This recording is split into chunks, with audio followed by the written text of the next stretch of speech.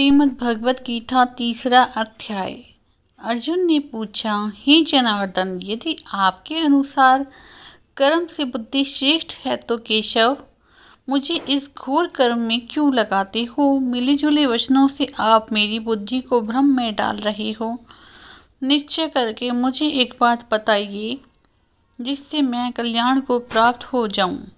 श्री कृष्ण बोले, हे निष्पाप अर्जुन, मैं पहले समझा चुका हूँ कि इस लोक में दो प्रकार की निष्ठा कही गई हैं।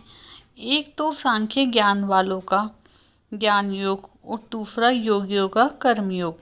कर्मों का आरंभ ना करने से कोई भी निष्काम नहीं कहलाता और कर्मों का त्याग करके संन्यास करने से किसी को सिद्धि नहीं मिल जाती। मनुष्य क्षण भर भी कर्म किए बिना नहीं रह सकता। प्रकृति के गुण ही सब मनुष्यों को कुछ न कुछ कर्म करने में लगाते रहते हैं। जो अज्ञानी कर्म इंद्रियों को रोककर आत्मचिंतन करने के बहाने विषयों की चिंता करता है, वह पाखंडी मिथ्याचारी कहलाता है। हे अर्जुन, जो इंद्रियों को मन से दमन कर और विषय में प्रवृत्त न होने देकर उनसे कार्य लेता है, वह कर्मयोगी का अभ्यास कहलाता है और श्रेष्ठ कहलाता है।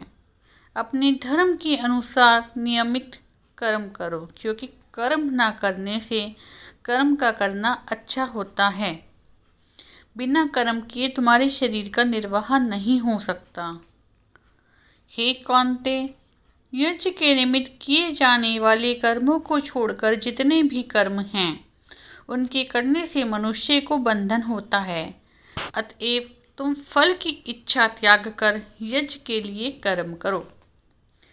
सृष्टि के आरंभ काल में ब्रह्मा जी ने यज्ञ सहित प्रजा को उत्पन्न कर प्रजा से कहा था कि यज्ञादि कर्म करके ही तुम बुद्धि को प्राप्त होोगे। यही सब कर्म तुम्हारे निमित्त कामधेनु होंगे। इस यज्ञ में तुम देवताओं को संतुष्ट करते रहो और यज्ञ देवता भी तुमको संतुष्ट करेंगे। इस प्रकार परस्पर बर्ताव करते हुए तुम और देवता कल्याण को प्राप्त होगे। यज्ञ आदि कर्म से प्रसन्न होकर देवता तुमको इच्छित सुख और सामग्री देंगे, परंतु उनके दिए हुए दान का जो बिना भोग लगाए ग्रहण करेगा वह चोर कहलाएगा। पंच महायज्ञ करके जो शेष बचा हुआ भोग ग्रहण करते हैं वह सब पापों से मुक्त हो जाते हैं। जो अपने निमित्त ही अन्न पकाते हैं वह पापी पाप को ही भक्षण करते हैं। अन्न से प्राणियों की उत्पत्ति होती है। अन्न मेघ से उत्पन्न होता है। मेघ यज्ञ द्वारा बरसते हैं और यज्ञ की उत्पत्ति कर्म से होती है। कर्म की उत्पत्ति वेद से और वेद की उत्पत्ति ब्रह्म अक्षर परमात्मा से हुई है। इस कारण सदा सब पदार्थों में रहने वाला जो ब्रह्म है वह सब यज्ञों में प्रस्तुत है। हे पार्थ, इसी प्रकार चलाए हुए कर्म के अनुसार जो नहीं चलता वह पाप में है और उसका जीवन व्यर्थ है। जो पुरुष आत्मा में रत रहता है और आत्मानंद अनुभव से तृप्त रहता है, आत्मा में ही संतुष्ट है, उसे कुछ भी कार्य शेष नहीं। वह कोई कर्म करे या ना करे, उसको कोई प्रयोजन या लोभ नहीं है और किसी प्राणी से अपना लाभ करा लेने की भी उसे कोई आवश्यकता नहीं है। इसलिए तुम भी फल की प्राप्ति की इच्छा त्याग कर कर्तव्य का पालन करते रहो, क्योंकि फल की इच्छा त्याग कर कर्म करने वाला पुरुष मोक्ष को प्राप्त हो जाता है। राजा जनक आदि ने भी कर्म सिद्धि पाई है। इसी प्रकार तथा लोक संग्रह को देखते हुए भी तुमको कर्म करना उचित है। श्रेष्ठ पुरुष जिस कर्म का आचरण करता है दूसरे मनुष्य उसी के अनुसार चलते हैं और वह जिनको प्रमाणित मानता है उसी को लोग भी उत्तम जानते हैं। हे पार्थ, मुझको तीन लोकों में कुछ भी कर्म शेष ना रहा और ना कोई अप्राप्त वस्तु प्राप्त करनी है, फिर भी मैं कर्म करता ही रहता हूँ। यदि हम भी आलस्य रहित होकर कर्म को नहीं करेंगे तो हर प्रकार से हमारे ही पथ का हर मनुष्य अनुसरण करेंगे। जो मैं कर्म ना करूं तो सब लोग भी ना करने से नष्ट हो जाएंगे। इससे मैं वर्ण संकर को उत्पन्न करने का हेतु बनकर प्रजा को नष्ट करने वाला समझा जाऊंगा। जिस प्रकार अज्ञानी फल की इच्छा करके कर्म करता है, वैसे ही फल की इच्छा ना करते हुए ज्ञानी को लोक शिक्षा की इच्छा करते हुए कर्म करना उचित है। कर्म में आसक्त अज्ञानियों की बुद्धि से ज्ञानी भेदभाव उत्पन्न ना करे, परंतु आप स्वयं कर्म करता हुआ उससे भी प्रसन्नतापूर्वक कर्म कराएं। हे अर्जुन, सब कर्म प्रकृति के गुणों को करके ही उत्पन्न हुए हैं, परंतु जिनकी बुद्धि अहंकार से भ्रष्ट है, ऐसे मूर्ख लोग समझते हैं कि हम करता हैं।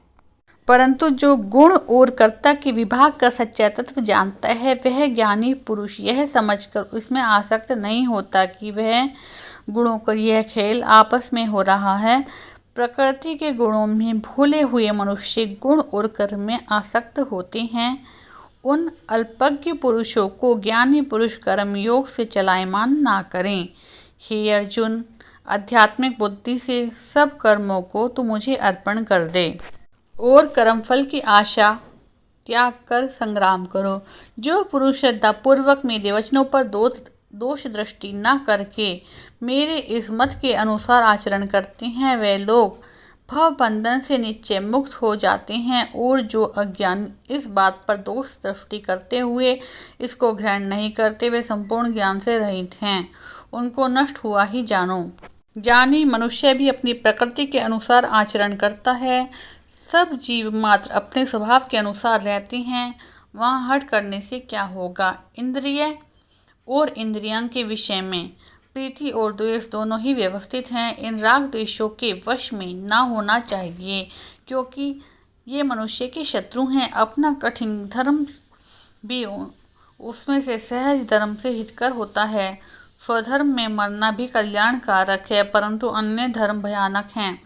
अर्जुन बोले, श्री कृष्ण, पुरुष को पाप करने की इच्छा न होते हुए भी कौन उसे पाप के कर्म में प्रवृत्त करता है। श्री कृष्ण बोले, हे अर्जुन, रजोगुण से उत्पन्न होने वाला काम क्रोध मनुष्य को पाप मार्ग में ले जाते हैं।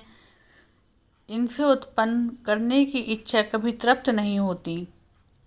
यह महापापी और घोर शत्रु हैं। जैसे झिल्ली में गर्भ का बालक ढका रहता है, उसी प्रकार विषय की इच्छा से आत्मज्ञान ढका हुआ रहता है। हे कौन्तेय, ज्ञानियों के शत्रु काम से मनुष्य का ढका हुआ मन और अग्नि की तरह कभी पूर्ण नहीं होता। इंद्रियां, मन और बुद्धि इस काम के आश्रय स्थान हैं। इनके सहारे विषयों की इच्छा ज्ञान को आच्छादित करके जीव को मोहित कर लेती है। अतएव तुम सर्वप्रथम इंद्रियों को वश में करके ज्ञान और विज्ञान को नष्ट करने वाले इस काम को जीतो। कहते हैं कि इंद्रियां प्रबल हैं और इंद्रियों से भी प्रबल है मन। इस प्रकार जो बुद्धि से परे है, उस आत्मा को जानकर निश्चयात्मक बुद्धि द्वारा मन को निश्चल करके, हे महाभाव, तुम उस दुर्जय शत्रु काम को जीत लो। इति श्री भगवद गीता महापुराण दूसरा अध्याय संपूर्ण।